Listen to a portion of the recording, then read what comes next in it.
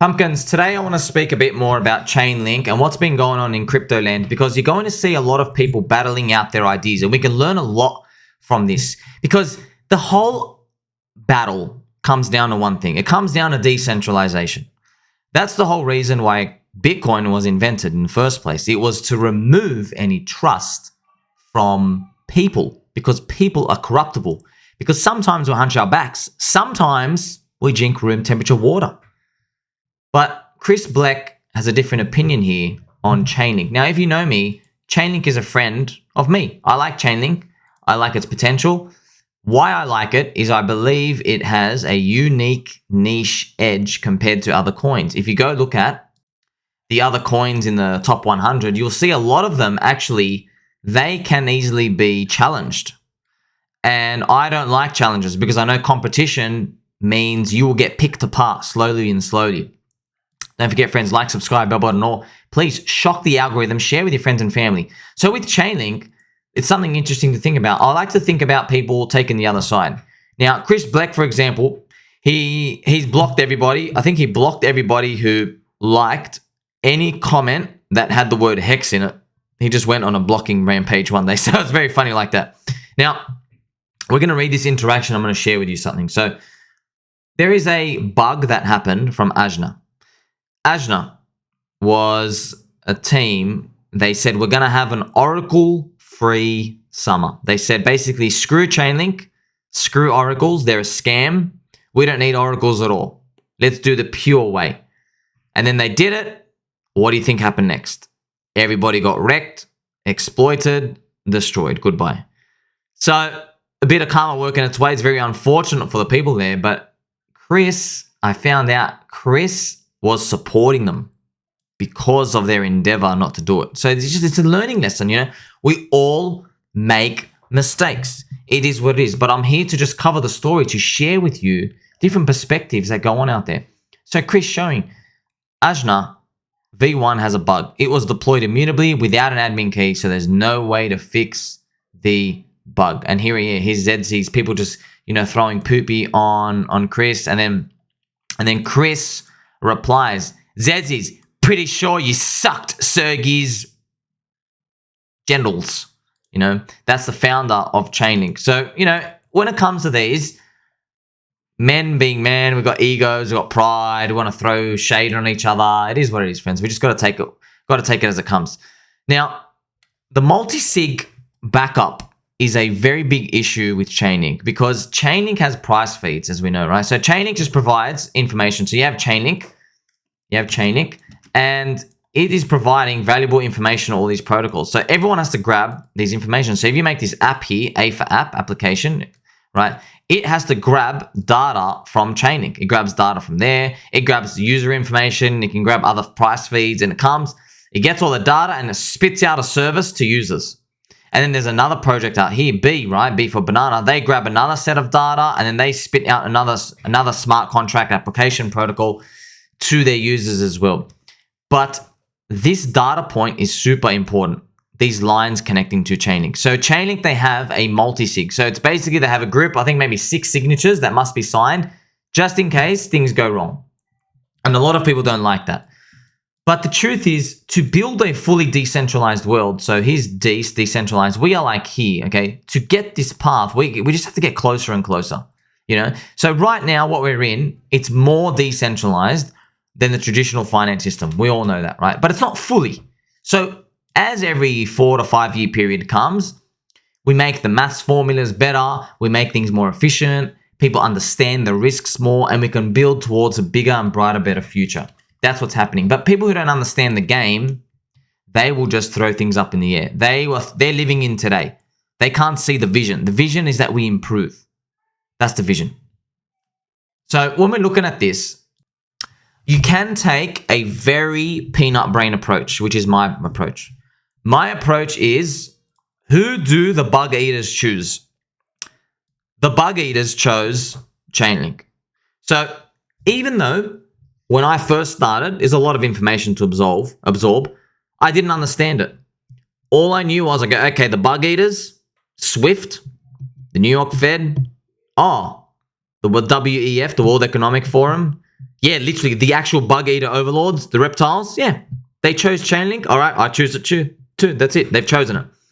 When they choose these things, friends, they got some deep, deep dark webs. That they got some tentacles in there. They'll make sure things that are better ideas never see the light of day. If you know what they do to the anti-gravity type of movements and superconductor fields and research that has been done by people in their backyard trying to make 0-point energy with electricity and bypass the oil energy. If you just see the number of bodies that they have disappeared, literally disappeared, because people are trying to make energy sources that don't need oil, like you'll see it's so obvious. It's so obvious because it's dangerous idea.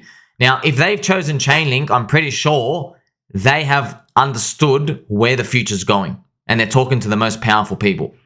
And I want to share an interesting comment here with Katie, just to reiterate what I'm saying. So Katie says, by the way, shout out to David James. So we appreciate all your push-ups in videos. And Katie's saying, ChainLink and Telor are the better Oracle services available. But if we're being perfectly honest, neither of them have truly solved the Oracle issues. Whoever does will be a rich mother fudger. Very true. I personally think, oh, wow, I've even replied here. It will get decentralization, but not completely. Because one day, applications will have to get data from government networks like health records and other public information. So you'll always be at risk of bad data. It always needs an emergency backup. That's the truth, friends. The truth is, yeah, we're trying to build towards a decentralized world. But do you honestly think the government, in their traditional finance system, so they're in the poopy system. Let's draw a big fat poopy here and let's make them smiley, right? And let's make them, they're neutral today, okay? They're neutral, but they're very stinky, okay? They're very stinky, but they're not, not too excited. How are we going to get them to move to the better financial system if we just tell them, okay, government, you have all the controls and the backup power, and now come move to a system where you have no control? I reckon there's a 0% chance that'll happen. Zero. There's no incentive. That's why ChainLink is a bridge, friends. ChainLink is like, hey, it's decentralized, but if anything goes wrong, you've got control of it. And then obviously people in the system, we say, wait a minute, that's not decentralized at all. But you gotta chill out, friends. What are you here for, man? Are you here to just go pick the best Oracle? Because you go to zero. All right. You're here, you don't even care about the Oracle problem. You don't even care about Oracles. You don't even care about anything. You just want this price to go up. And we all know it. I know it. We don't even care about this. I'm just telling you, this technology is pretty cool. And it's a niche fit for the crypto ecosystems out there. And it doesn't have much competition. And the bug eaters have chosen it. That's it. That's it. We're here for the green candles, man. We don't have to be too pragmatic about it. We don't have to be, oh, let's be diplomatic or whatever. Yes, they are smelly poopy faces with neutral looking smileys. But what else can you really do? Like, you can go seek other stuff. Go seek other layer 1 chains and see how that does. Look how hard it is to get it out there. You know, this is also an entertaining Twitter interaction that came here. So I'm going to read for you a comment, but to give you what happened. So here's an XRP maxi. An XRP maxi did not read the latest Swift posts and media releases. So the XRP maxi misunderstood it. Look what it says. Ripple forms $1 trillion partnerships with Swift. Thank you for this image. Now, what this person doesn't know is, friends, I'm going to show you the power of narratives, okay? You're gonna flip out. XRP had a rumor in the year 2017 that Swift was going to use it. Let's just put on a regular chart so you can see it. Do you want to see what the power of a narrative can do? It went up 500x. 500x. This was the final move, the rumors, right? It went up another 12x. So it went up 50x and the final 12x. So it completed a 500x cycle from these rumors. Everybody believed that Swift was going to be the one that was integrating with XRP. But what ends up happening is it doesn't. Why? They gave it more time. There was a crypto bear market. And then everybody got to realize, oh, XRP is not actually the future. What's the future is Ethereum. Ethereum smart contracts is the future. And with the smart contract platforms out there, there's a lot of them. So you need somebody to connect to it first. And that's where ChainLink comes in. Now, unfortunately, this person has not caught up to it. They're still just holding XRP. They don't keep up to... Look, XRP people, just so that you know, they don't keep up to news with any Ethereum thing. They don't know what Uniswap is. They hate Uniswap. They don't know what DEXs are. They don't care. They don't care. They really have it against Ethereum. And unfortunately, this XRP Maxi then gets schooled by ChainLink God, right? Doesn't have to take a genius to figure out what coin he's for. So ChainLink God just says to him, hello, kind sir, did you read the report? Swift talks about using ChainLink CCIP for blockchain interoperability, right? And then here's the thing. The XRP Maxi then replies in a fit of saltiness and says, you do realize that Swift is reaching the end of its use case, right? So it's ending the end of its life and use case. Like, okay, first you like Swift, then we tell you that they've chosen Chainlink. Now you say, no, they're boring and old. They're not, friends, they're not. I mean, even Swift, Society for Worldwide Interbank Financial Telecommunication. Swift is part of the global agenda leaderboard for bug eating. They're on the WEF, they're everywhere. And you can just tell by how crappy their logos and their diagrams are. It is what it is. So Swift is there. You control Swift, you can do a lot. And they know this. They already know this. But that's why Swift have partnered with Link. Because just to reiterate to you, friends, so a lot of people ask me all the time, please explain, why does this thing have any unique edge? So Chainlink here, because there's all these chains out here, man. You literally have, you got your Polkadot, Ethereum, Solana, Pulse Chain. You even have like maybe your XLM, your vegan XRP. You're going to have Arbitrum, Optimism, so many, Phantom, BN, Binance, right? There's just so many chains. Now, how the hell is Swift here? So here's Swift. How the hell are they going to figure out who's going to win?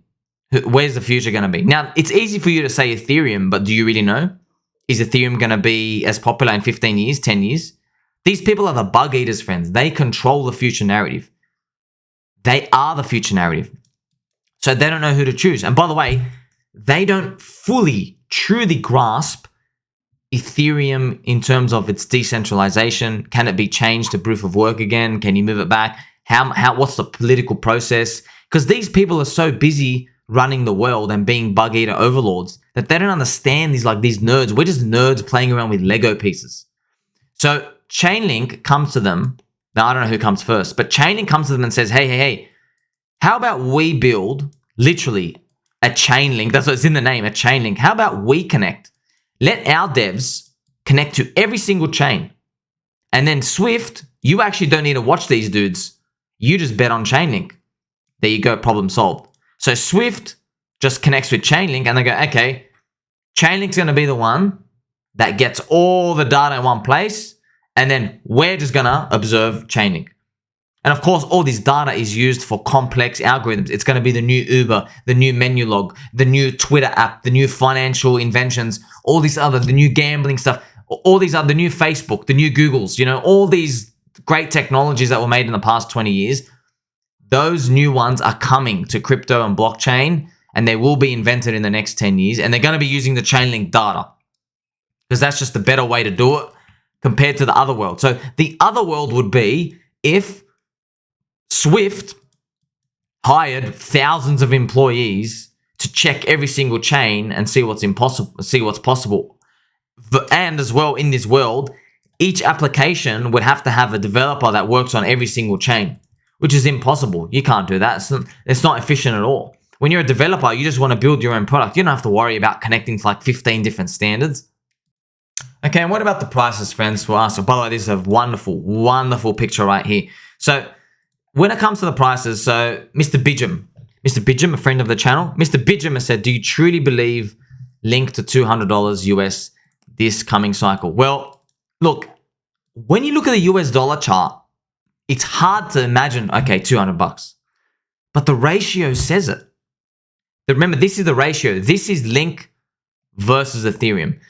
I do see in my heart that we can get Link versus Ethereum back here, 0.02. I can see that at some point. Now, what does this price actually mean? This means that Chainlink, Link is 2% of Ethereum's price at this point in time. That's what it means. So then you go, okay, well, what's Ethereum's price going to be? I don't know that. But if you were to guess that Ethereum is $10,000 times 0.02, which is 2%, you end up at a link of $200. That's one way to think. That's how you get it. You get this ratio if link is, if ETH is get there. But also you might say, okay, what if ETH stops at $7,000? Well, then you've got $140 link. So I mean, the ratio in the chart, that's what I'm seeing. I'm seeing a higher low in this. Look at this. I'm seeing a higher low. And I'm seeing the bug eaters have chosen ChainLink and they've released CCIP and they are the future. It is what it is. I'm not going to back down from it. Now, how long is it going to take? That's why in this next cycle, I don't really know, Mr. Bidgem. I don't know with you guys as well.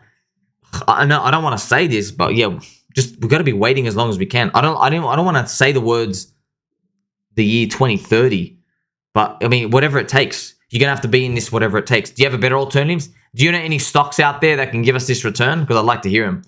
Because we know Bitcoin and Ethereum can't give us this ROI because this thing is beating Ethereum. So that's one way to think about it, friends. I hope that makes sense. Like, subscribe, bell button on, and catch you in the next one.